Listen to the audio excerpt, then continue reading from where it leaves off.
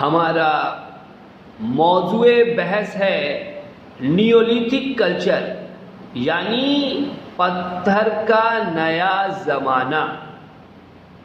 یونانی لفظ نیولیتھک کے معنی نئے پتھر کے ہوتے ہیں، جسے ہم پتھر کا نیا زمانہ یا پتھر کے نئے زمانے کی تہذیب بھی کہتے ہیں۔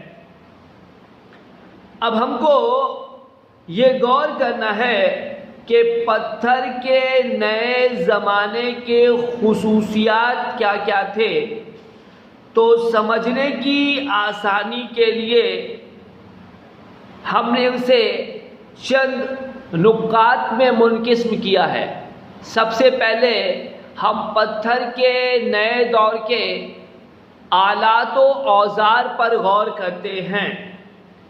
پتھر کے نئے زمانے کی نمایاں خصوصیت اس عہد کے عمدہ اور تیز اوزار تھے۔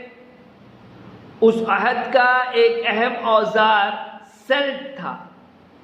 یہ تراشا ہوا تیز دھار ہوتا تھا۔ اس ہتھیار کو پکڑنے والا حصہ لکڑی کا ہوتا تھا۔ ایک دوسرے اوزار ہسوا سک بھی تھا۔ پتھر کے ہسوا سے گھاس یا درخت کی جڑ یا اناج کو کاٹا جاتا تھا۔ پتھر کے نئے دور کی کلہاڑی اپنے پچھلے ہتھیار سے بہتر ہوا کرتا تھا۔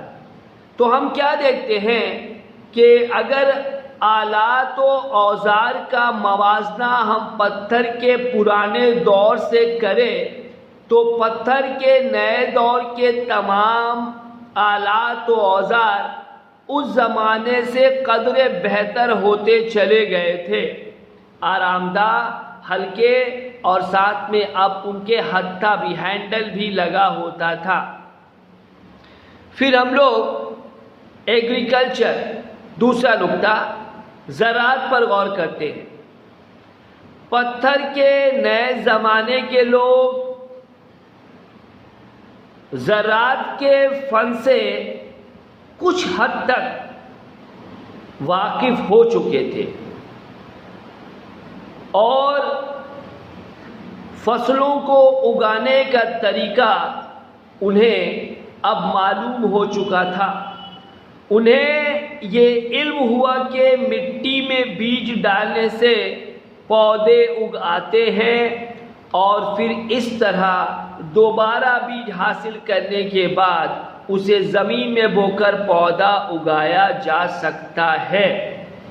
اس طرح اب پتھر کے نئے زمانے کے لوگ غذا جمع کرنے کے عمل سے غذا پیدا کرنے کے عمل میں منتقل ہو گئے۔ یعنی پہلے وہ غذا کی تلاش میں در بدر بھٹکتے تھے، شکار کرتے تھے، پھل پھول پتیاں سبزیاں جو بھی میسر آتی تھی کھایا کرتے تھے، پھر ایک جگہ جب ختم ہوتا تو دوسری جگہ کا سفر۔ لیکن اب چونکہ انہیں زراعت کے فن سے واقفیت ہو چکی ہے، لہٰذا اب ان کی زندگی میں کچھ آسودگی آئی ہے غذا کے لحاظ سے۔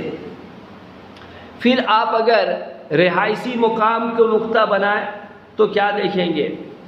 زراعتی پیداوار کی افزائش کے لیے لوگ ایک ہی جگہ پر طویل عرصہ تک قیام کرنا ضروری سمجھتے تھے، کیونکہ پودے کی افزائش کے لیے زیادہ وقت کی ضرورت پڑتی تھی۔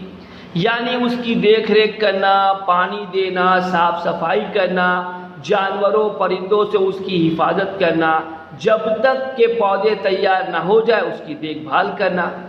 پتھر کے نئے زمانے کے لوگ خانہ بدوشی زندگی گزارنے کے علاوہ جھوپڑی اور پتھر کو کاٹ کر گھر بنا کر رہنے لگے تھے۔ یعنی ہم کیا دیکھ رہے ہیں کہ جب فصلوں کو اگانے کا ہنر ان پر آ گیا تو اب ان کی افزائش کے لیے انہیں وقت دینا تھا۔ اس طرح اب جو ہے انسانی تہذیب نے مکمل طور پر ایک طویل مدت تک قیام کرنا، رہنا شروع کیا، اور اس کے لیے ابتدائی شکل کے مکانات اور جھوپڑیاں وغیرہ بنا کر رہنے لگے۔ اس کے علاوہ غذا کو پکانے کے لیے انسان نے برتنوں کی ضرورت محسوس کی۔ مٹی کے برتن کے ایجادات دراصل پتھر کے نئے دور کے تہذیب کی نمایاں خصوصیت ہے۔ پتھر کے نئے دور کا ایک دوسرا ایجاد کپڑے کی صنعت تھی۔ پہیا کے ایجاد کے ساتھ ہی اس عہد کے لوگوں نے کپڑا بننا شروع کیا۔ سماجی زندگی کیا ہوگی اس دور کی؟ اس دور میں نہ ہی کوئی سرکار تھی اور نہ ہی کوئی بادشاہ تھا، مگر خوشحال سماج کو اپنی جماعت کے لوگوں کے ساتھ اچھے اخلاق سے پیش آنے کے لیے بعض اصولوں کی ضرورت محسوس ہوئی۔ اب سماج کے لوگوں کے ذریعہ بعض فیصلے لیے جانے لگے۔ سماج کا سب سے بزرگ شخص جو ہے سماج کے فلاح و بہبود کے لیے فیصلہ لیتا۔ اس عہد میں مزدوروں کو مختلف درجوں میں تقسیم کر دیا گیا تھا۔